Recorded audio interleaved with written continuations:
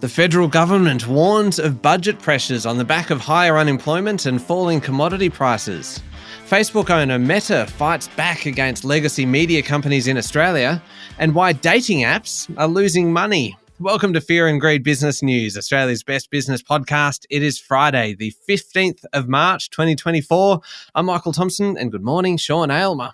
Good morning, Michael. I think in our near 4 years of doing the show, we have never done a story on dating apps. It's about time. Don't read anything into that, listeners. It's just putting it out there. We need to do a story on dating apps. It feels like you're teasing us with this now, Sean. Teasing with the dating app. Absolutely. Well said. Oh, yeah. Now, Sean, you have an interview coming up today, and every year we do this. Every year, about this time, we speak to John Stensholt, who is the editor of The List, Australia's richest 250. Now, John admits he has been doing a list of rich people in Australia for 23 years. He's the guru of the rich people out there. There is we go through the top 5, some of the new entries, how much money you need to be on the list, what the richies think when they get the John Stensholt phone call saying, is this how much you're worth? Fascinating chat, as always, with John just to see how these rich people make their money. Yes, it is. It is, and it's a really interesting conversation. And clearly, he loves what he does, and he tells the stories behind these enormous fortunes very, very well. So it is well worth a listen. It's coming up after the show. The main story this morning, Sean, the federal government is hoping to deliver a budget surplus this year, but falling commodity prices, particularly iron ore, and a weaker jobs market will put pressure on the bottom line. Treasurer Jim Chalmers yesterday said the days of windfall revenue from commodities were coming to an end, and the $69 billion in extra revenue forecast in the December budget update will now be much less. He warned that the government will be looking for ways to save money, though there will be some in the kitty for a little bit of extra spending. The first 2 budgets of this government have benefited from more than $100 billion in revenue upgrades as the price of iron ore peaked close to $140 a tonne. It's now back closer to $100 a tonne, a bit above that, but not much. The price of thermal coal, Australia's second largest export, is still around Treasury's forecast, but it's 1/3 lower than last year. Also adding to pressure on the bottom line is rising unemployment, which reduces income tax receipts and increases welfare payments. Dr. Chalmers said the government is thinking about growth rather than solely focusing on inflation, though he did add that you can't ring the bell yet on inflation. So there is likely to be some new spending initiatives, but I wouldn't hold my breath on those. Oh, do we have any idea at this point what those spending initiatives are likely to be? Well, the Treasurer wasn't giving much away yesterday. He said there will likely be additional cost of living help in the budget, but it won't be anywhere near the magnitude of the tax cuts that kick in on 1 July this year. Now, 8 million taxpayers will receive more take-home pay as a result of the changes to the tax rates. Chalmers said any extra help will be targeted, responsible and affordable, but there won't be any big cash splashes. The Treasurer said the May budget would have a big new focus on investment to secure long-term growth. He wants sustainable growth, or as Chalmers puts it, protein, not carbs. There you go. He said the government would be focusing on things like approvals, access to energy, better trained workforces, more resilient supply chains, and more effective screening of foreign investment. I just don't think there's going to be any big-ticket items, Michael. Protein, not carbs. What do you think about kind of using food analogies to describe the, of course you get like the sugar hit as well from kind of spending initiatives and things like that, don't you? So, but those of us who have no interest in being fit whatsoever, protein, not carbs, what's that mean? I want a donut-based budget. That's right. A donut, chocolate and lollies, particularly mustics. Thanks very much. Local markets, how did they perform yesterday? The S&P ASX 200 closed down 0.2% to 7,713 points. Basically, it was the story of 2 sectors. The financials fell hard and the materials did well. Starting with the banks, Westpac and ANZ both fell 4% yesterday, while National Australia Bank was off 3%. Commonwealth Bank was down 1.3%. Analysts are of the view that maybe the banks are overpriced, with Macquarie Equities having a sell rating on all 4 of them. It just seems like investors are looking for a reason to sell banks after such a stellar run, really since late October, early November last year. The flip side yesterday were the miners. BHP was up 2.6%, while Rio Tinto jumped more than 2%. As always, it was about commodity prices, but this time it was about copper prices. I'll tell you about that in a moment. In corporate news, Appen's share price fell 18% yesterday after New Jersey-based Innodata withdrew its $154 million bid for the company just a day after Appen was forced to reveal it was the subject of a confidential takeover offer. Shares in Aussie Broadband dropped 18% after it lost a white label deal with Origin Energy. Now, it lost that deal to Superloop. Both Aussie Broadband and Superloop are friends of this show. Superloop won the deal, and as a result, its share price jumped 24%. And shares in Clinuvel Pharmaceuticals rose 11% following the announcement of a share buyback. Clinuvel Pharmaceuticals is not a name that you want to have to say too many times, is it? No.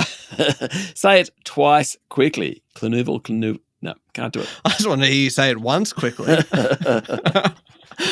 Sean, checking international markets now, and this is thanks to Blue Chip Communication, the experts helping financial services companies market, communicate and grow. Visit bluechipcommunication.com.au. And Sean, what's going on with copper? Well, copper prices hit an 11-month high yesterday. A bunch of ASX companies benefited. I mentioned BHP and Rio, Evolution Mining, Sandfire Resources, they all did pretty well. The jump comes as Chinese smelters hint at possible production cuts to cope with the recent drop in processing fees. Good news for anyone outside China, i.e. the Australian copper producers. Oil prices are also higher, though gold is off a bit. Bitcoin is trading just under $73,000 a unit. It's held up really well over recent days. It sort of peaked a couple of days ago, but it hasn't fallen back much at all. And Michael, the Aussie dollar finishes the week just over 66 US cents, which I'm excited to say is a little more than it started the week, but not much more. Not a huge amount more, but hey, it's enough for us to mention it. Sean will be back in a moment with the rest of the day's business news.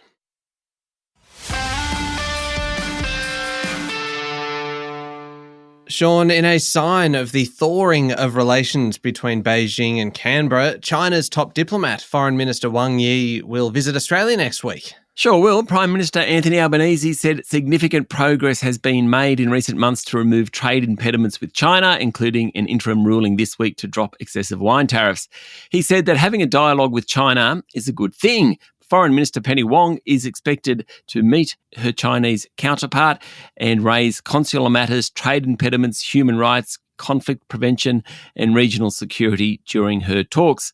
The last time a Chinese foreign minister visited Australia, Michael, was back in 2017. So it definitely is time that we had another visit. Yeah, a little bit's happened since then. Now, Prime Minister Anthony Albanese was dousing attacks from all sides yesterday about GST payments and TikTok. Yeah, so starting with the GST, the Prime Minister was defending a decision to cut the GST payment to New South Wales while sending an extra $3.8 billion to Victoria and $6.2 billion to Western Australia. As you could imagine, the Labor Minns government in New South Wales is not happy.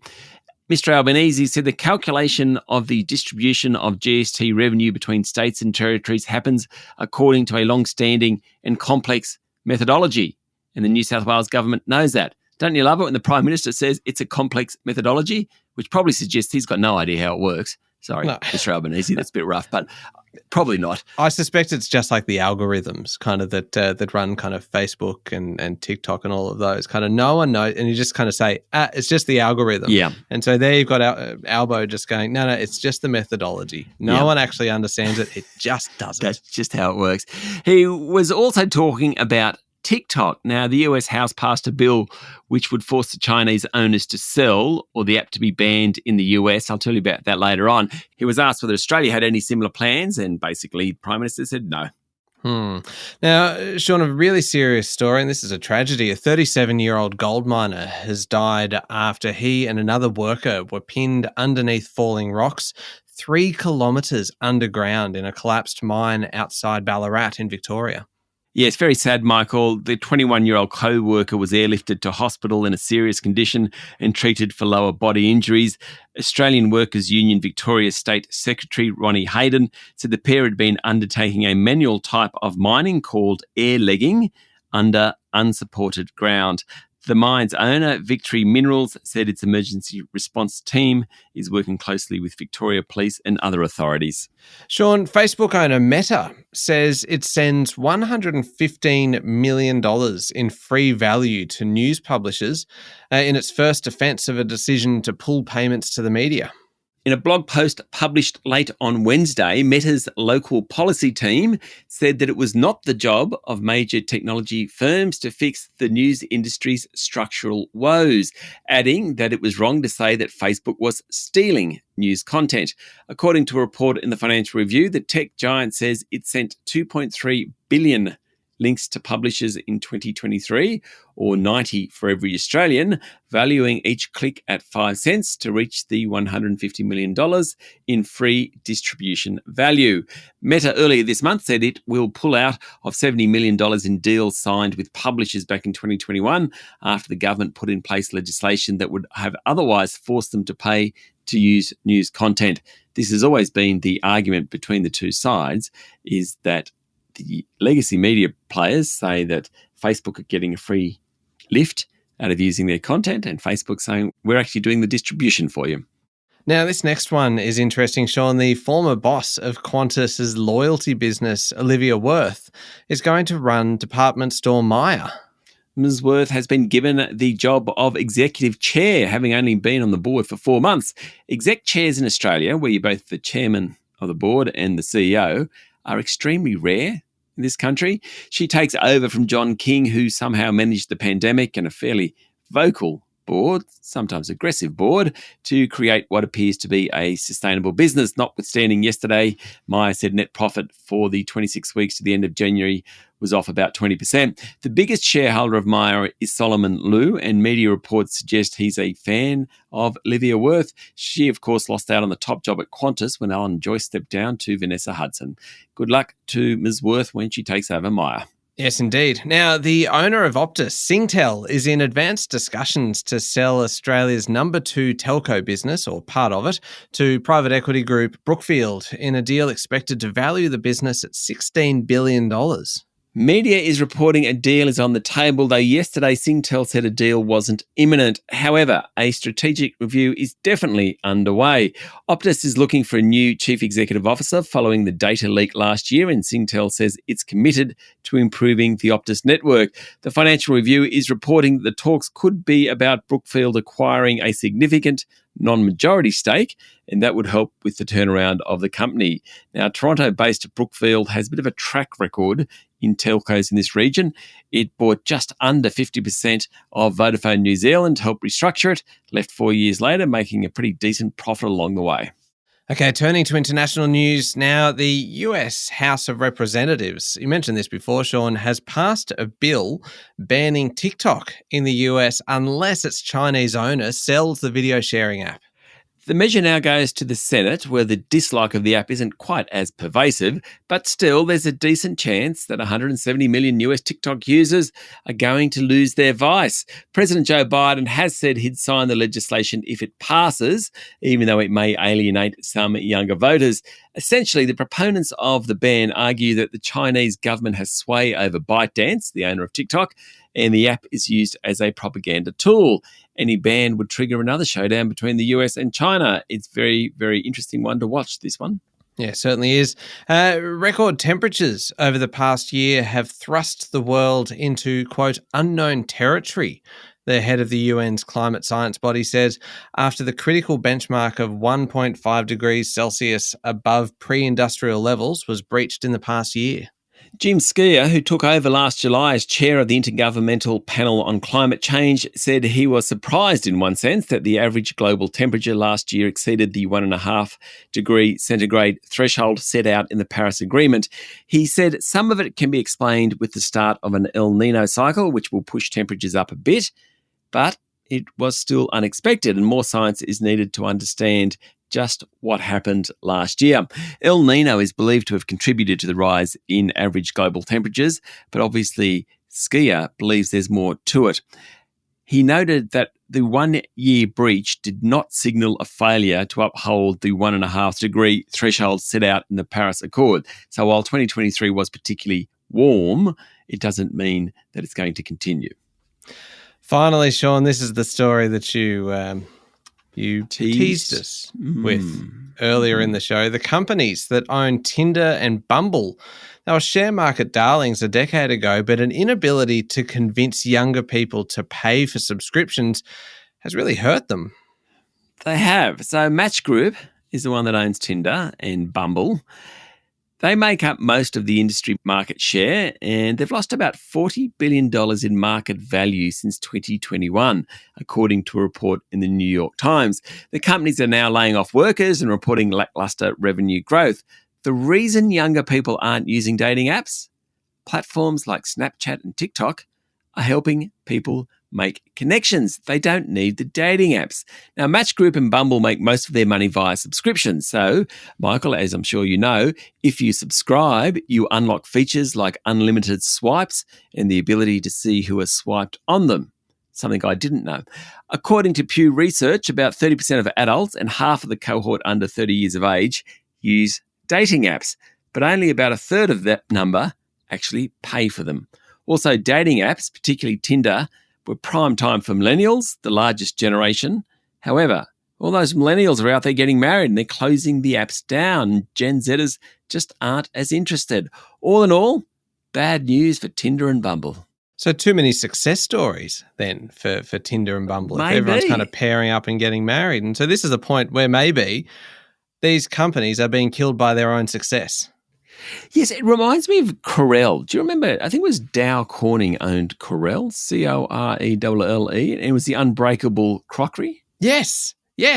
And unfortunately, it means no one needs to replace their crockery anymore. Yes. And I remember interviewing them once many years ago about it, and it was sort of, they played it down. But essentially that was it. The problem with unbreakable crockery is that you don't have to replace it. Oh. Didn't ever last. See, this is the problem with creating a product that is just too good. That's right. That's right, says the Fear and Greed presenter. That's a very good point, Sean. Up next is the Fear and Greed Daily Interview. You're talking to John Stensholt, editor of The List, Australia's richest 250. Yep, the richest 250 is out today. Gina Reinhart comes in on top. 2 and 3, familiar names, but just sort of there's a twist in who's 2 and 3. We talk about how much you need to get on the list, all sorts of things with John. He's been doing it for 23 years, we found out. Fascinating. Yeah, it is a really good interview. It's up next in the Fear and Greed playlist on your podcast platform or at fearandgreed.com.au. And of course, tomorrow, Sean, being Saturday, there is the weekend edition out. And last week, and because obviously the weekend edition is very competitive because it's the two of us going kind of head to head. The biggest business story of the week and the most remarkable story and a couple of other categories. And we need an adjudicator. And if you've never listened to the weekend edition, give it a go because it's a highly charged arena. And the adjudicator is normally Adam Lang. It wasn't last week. It was Canna Campbell, who is our colleague on How Do They Afford That, our sister podcast. And she did a fantastic job of adjudicating. She did. Anyway, Adam Lang is back tomorrow and it's going to be a fiery contest. And I just say, just set an alarm for Saturday morning to go, you know what? I'm going to listen to the weekend edition now. Righto, good. Thank you, Sean. Thank you, Michael. It is Friday, the 15th of March, 2024. Make sure you're following the podcast and please join us online on LinkedIn, TikTok, Instagram, X and Facebook. I'm Michael Thompson and that was Fear and Greed Business News. Have a great day.